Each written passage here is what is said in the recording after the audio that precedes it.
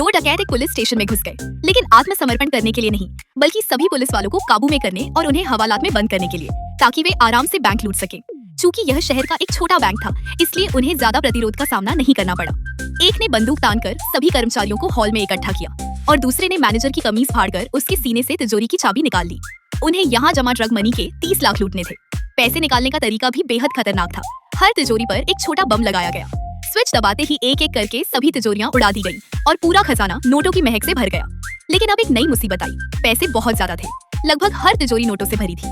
वे समझ रहे थे कि यहाँ सिर्फ 30 लाख होंगे, लेकिन निकले पूरे 4 करोड़। उन्हें सबके सामने ट्रॉली से पैसे बाहर ले जाने पड़े।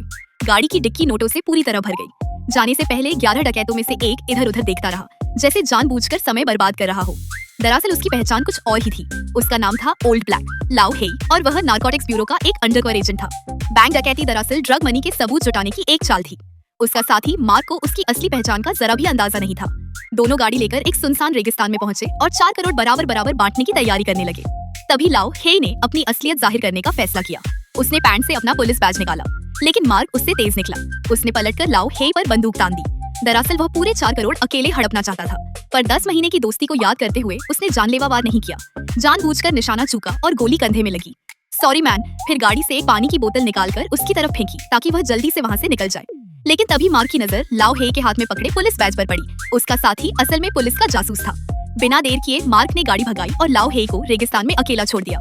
4 करोड़ लेकर मार्क एक हवेली में पहुंचा, जहां नेवी की वर्दी पहने लोग मौजूद थे।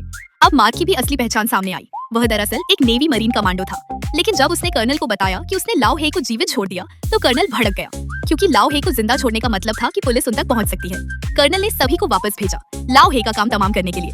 लेकिन उन्हें क्या पता था कि लाओ हेई रेगिस्तान में 2 ऑफ रोड बाइकर्स से मिल चुका था। बंदूक की नोक पर उन्हें काबू में कर उनकी गाड़ी लेकर वह रेगिस्तान से निकल चुका था। जब कर्नल और उसके लोग वहां पहुंचे, तो लाओ हेई का नामो निशान नहीं था। गुस्से में कर्नल ने मार्क को ही निशाना बनाने का फैसला किया, रेगिस्तान में उसे ठिकाने लगाने के लिए। मार्क पहाड़ी से नीचे उतरकर सभी को एक घाटी में ले गया, फिर चुपके से वापस आया और गाड़ी की रखवाली कर रहे सैनिक को दबोच लिया। चाबी छीनकर उसे गिरा दिया, दूसरी गाड़ी की चाबी दूर फेंकी और गाड़ी लेकर फरार हो गया। इधर बैंक डकैती के कुछ देर बाद ही एक रहस्यमय शख्स बैंक मैनेजर के पास पहुंचा। वह एक और पैसों के बारे में पूछताछ करता रहा, दूसरी ओर एक कागज पर पेन चुभौता रहा, और तभी खुलासा हुआ, बैंक के वे 4 करोड़ सिर्फ ड्रग मनी नहीं थे,